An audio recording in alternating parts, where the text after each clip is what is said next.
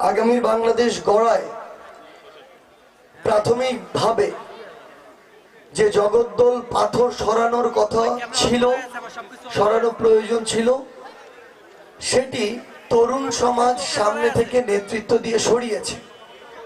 কিন্তু এই সরানোই শেষ না, এটা কেবলমাত্র নতুন আরেকটা যুদ্ধের শুরু।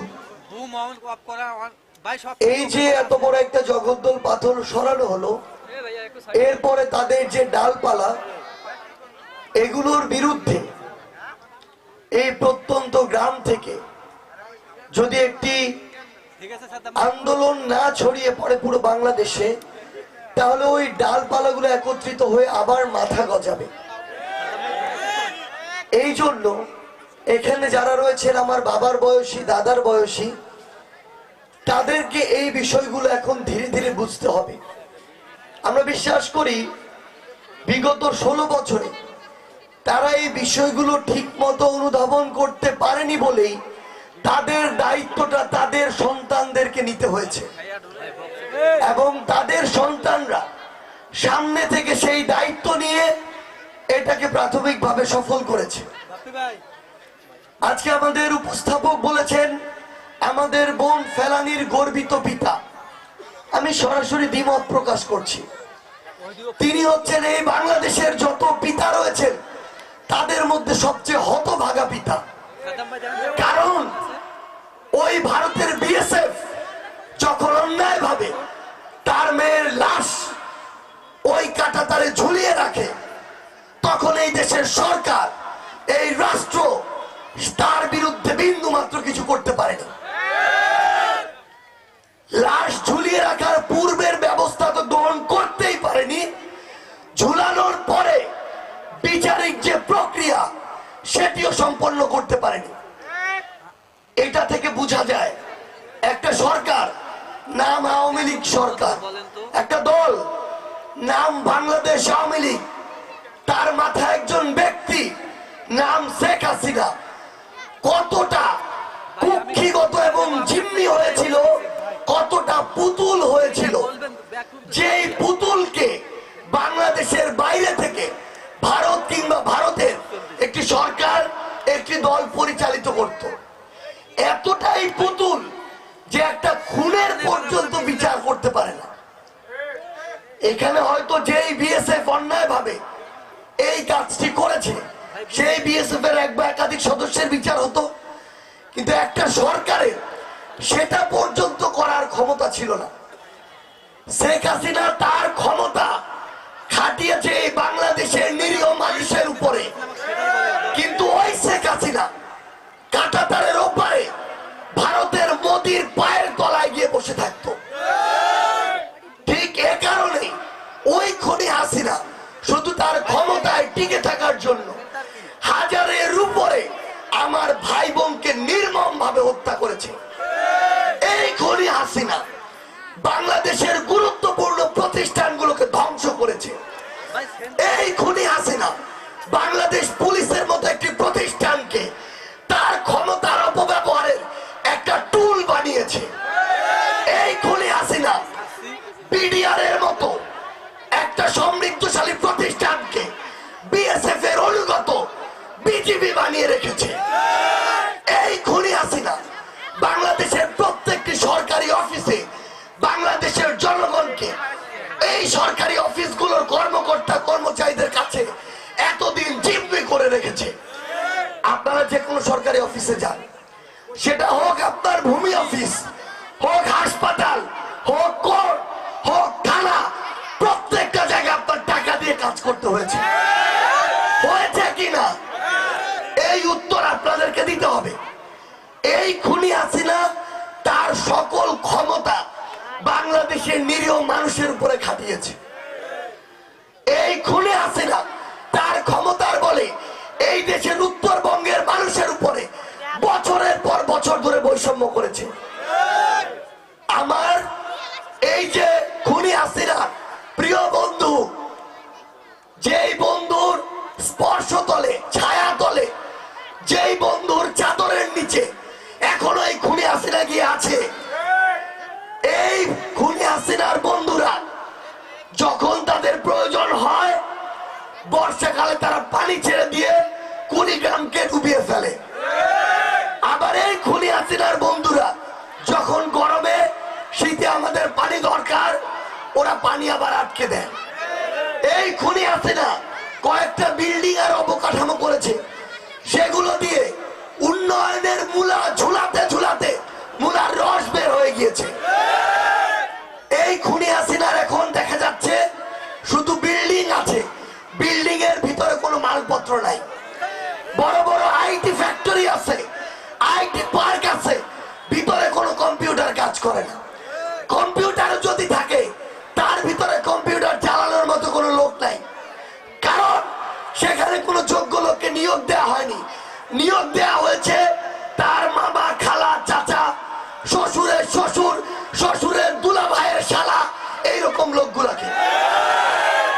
এই যে এতদিন ধরে একটা শেখ তন্ত্র কায়েম করে রেখেছিল, গোপাল তন্ত্র কায়েম করে রেখেছিল, এর সবচেয়ে বড় ভুক্তভোগী আমাদের এই উত্তরবঙ্গের মানুষ, এই কুড়িগ্রামের মানুষ। এই তিস্তা মহাপরিকল্পনা এটা চায় না, তাদের জায়গা থেকে বললো তারা করবে, কিন্তু যখনই তার প্রিয় ভারত তার মাথায় হাত বুলিয়ে দিল, সে চায়নার কথা ভুলে গেল, সে ভারতকে ছাড়া এই তিস্তা মহাপরিকল্পনা আগাচ্ছে না। যে মহাপরিকল্পনা বাস্তবায়ন করতে আমার 1000 কোটি টাকা হলে হয়, সেটার জন্য প্রতি বছর এই উত্তরবঙ্গের প্রায় 1 লক্ষ কোটি টাকার ক্ষতি করে এই খুনি শেখ হাসিনা। পদ্মা সেতু দক্ষিণবঙ্গের জন্য দরকার, আপনি করেন, সমস্যা নাই, কিন্তু একটা পদ্মা সেতুর জন্য আপনি প্রায় 35,000 কোটি টাকা খরচ করলেন। পদ্মা রেল প্রকল্পের জন্য আরো 40,000 কোটি টাকা খরচ করলেন।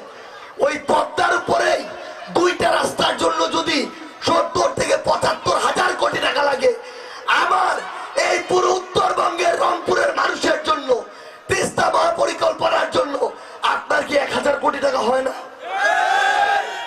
বাংলাদেশের যারা মানুষ, এই উত্তরবঙ্গের আপনারা যারা আছেন আমার সামনে, আমার চাচা দাদার বয়স স্পেশালি আপনারা যারা আছেন, আপনাদের এই বিষয়গুলো এখন বুঝতে হবে।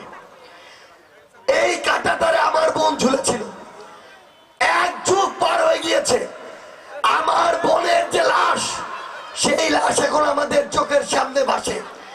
এই খুনি হাসিনা তার পরিবারের হত্যা নিয়ে গান গাইতে গাইতে এদেশের মানুষকে ত্যক্ত বিরক্ত করে ফেলেছে। তার পরিবারের মানুষগুলো মানুষ আর ফেলানি মানুষ না, গোপালগঞ্জের মানুষ মানুষ, কুড়িগ্রামের মানুষ মানুষ না। এই বাংলাদেশে এতদিন ধরে এই কাজগুলো এই খুনি হাসিনা করেছে, এবং এগুলো করার জন্য আমার আপনার মতো এই গ্রামের অনেককেই ব্যবহার করেছে। এই গ্রামেরই, এই উপজেলার, এই জেলার এরকম অনেক দাস রয়েছে, দালাল রয়েছে, যারা খুনি হাসিনার এই এজেন্ডা গুলো বাস্তবায়ন করেছে। সময় হচ্ছে, খুনি হাসিনা পালিয়েছে, তার এই এজেন্ট গুলো কিন্তু এখনো পালায়নি, ঘাপটি মেরে আছে বিভিন্ন জায়গায়, বিভিন্ন জায়গায় এখনো লিয়াজু শুরু করেছে। এই দালালদেরকে আর জায়গা দেওয়া যাবে না, ওদের রক্তে দালালি। ওই দালালি বন্ধ করতে হলে শরীর থেকে পুরো রক্ত বের করতে হবে, সেটা তো সম্ভব না। তাহলে ওই যেই রক্তে দালালি, সেই রক্তের সেই দালালকে আর বাংলাদেশের রাজনীতিতে জায়গা দেওয়া যাবে না। আমরা একটা কথা স্পষ্ট বলি, আমরা এই অন্তর্বর্তীকালীন সরকারকে প্রশ্নের বাইরে রাখবো না, কিন্তু এই অন্তর্বর্তীকালীন সরকার যে কিছুদিন আছে তাদেরকে আমরা অনেক দায়িত্ব চাপিয়ে দেই বা দেওয়ার চেষ্টা করি, সমস্যা নেই। তারপরে যারা নির্বাচিত হয়ে আসবে তাদেরকেও মাথা উঁচু করে এই প্রশ্নগুলো করতে হবে। এখন সাংবাদিক ভাই থেকে শুরু করে জনগণ, অফিসার থেকে আমলা, সবাই তার জায়গা থেকে প্রশ্ন করে, কিন্তু যখনই কোন একটা ক্ষমতাসীন দল ক্ষমতায় আসে তখনই সবাই ঘাপটি মেরে যায়। তখন যদি ঘাপটি মেরে যান, আবার নতুন করে শেখ হাসিনা তৈরি হবে, নামটা অন্য কিছু হবে, চেহারাটা আরেক রকম হবে,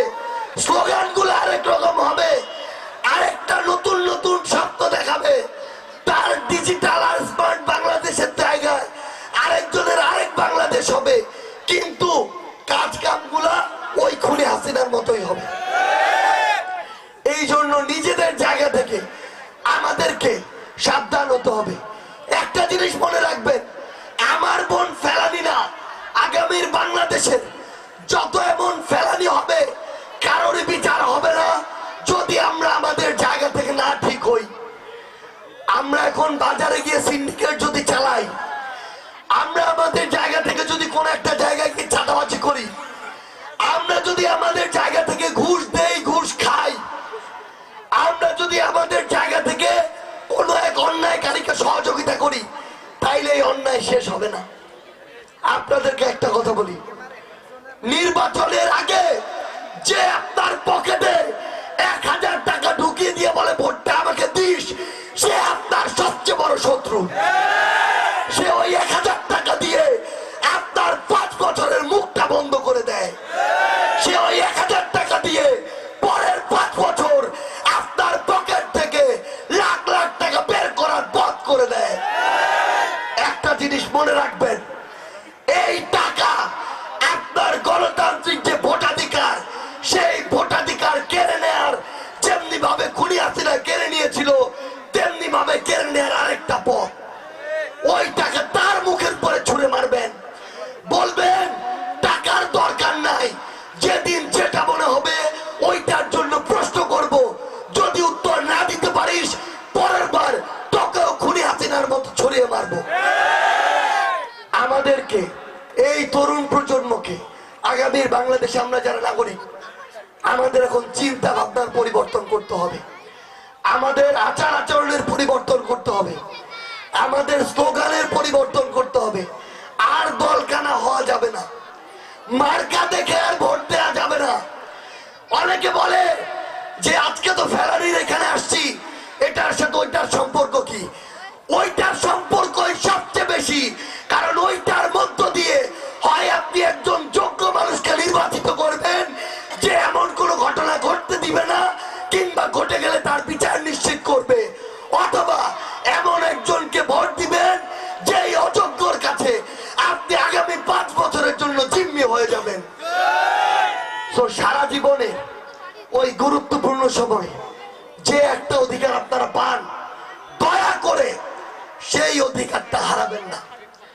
আমার সামনে যারা ইয়াং জেনারেশন আছেন, আপনারা 100 জন দাঁড়িয়েছিলেন, খুনি হাসিনার 1000 জন দোসর আপনাদের সামনে দাঁড়ানোর সাহস পায়নি। নতুন বাংলাদেশ তরুণদের নেতৃত্ব অভ্যুত্থান হয়েছে, এটা কেউ অস্বীকার করতে পারবে না। যদি অস্বীকার করে সে একটা ভণ্ড। আমাদের সাথে অনেকে ছিল, বিন্দু মাত্র দ্বিমত নেই, কিন্তু নেতৃত্বে এই তরুণরাই ছিল। আগামীর বাংলাদেশের যে কোনো সাংবিধানিক প্রক্রিয়ায় যারা জনপ্রতিনিধি হবে, হোক ইউনিয়নের, উপজেলার, জেলার কিংবা সংসদের, আমরা তরুণদেরকে দেখতে চাই।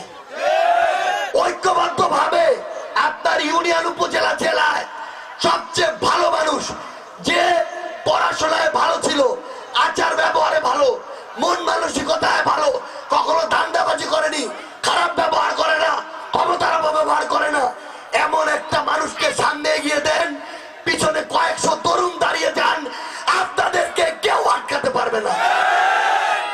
যতদিন ওই ভালো মানুষদের হাতে, তরুণ প্রজন্মের হাতে আগামীর বাংলাদেশ থাকবে, আগামীর বাংলাদেশ কখনো পথ থেকে বিপথে যাবে না। আমার যারা এখানে অগ্রজ রয়েছেন, সম্মানিত যারা আমার বাবার বয়সী, দাদার বয়সী আমার অগ্রজরা রয়েছেন, আপনারা সন্তান হিসেবে, নাতি হিসেবে আমাদের ভুল ধরিয়ে দিবেন, পরামর্শ দিবেন, সঠিক পথ দেখাবেন, অভিজ্ঞতাগুলো আমাদেরকে বলবেন। কিন্তু একটা জিনিস মনে রাখবেন, বাবা এক সময় দায়িত্ব পালন করে, কিন্তু সময়ের পরিক্রমায় সন্তানদের সেই দায়িত্ব নিতে হয়। এখন সেই সময় এসেছে আপনাদেরকে আপনাদের এই সন্তানদের হাতে দায়িত্ব বুঝে দিতে হবে। তাহলে আগামীর বাংলাদেশে আমার অন্য কোন বোন, অন্য কোন ফেলানিকে ওই কাঁটাতারে ঝুলে থাকতে হবে না। কেউ যদি বিন্দু মাত্র চিন্তা করে, হোক বিএসএস নামে বা অন্য কোন নামে, ওই চিন্তা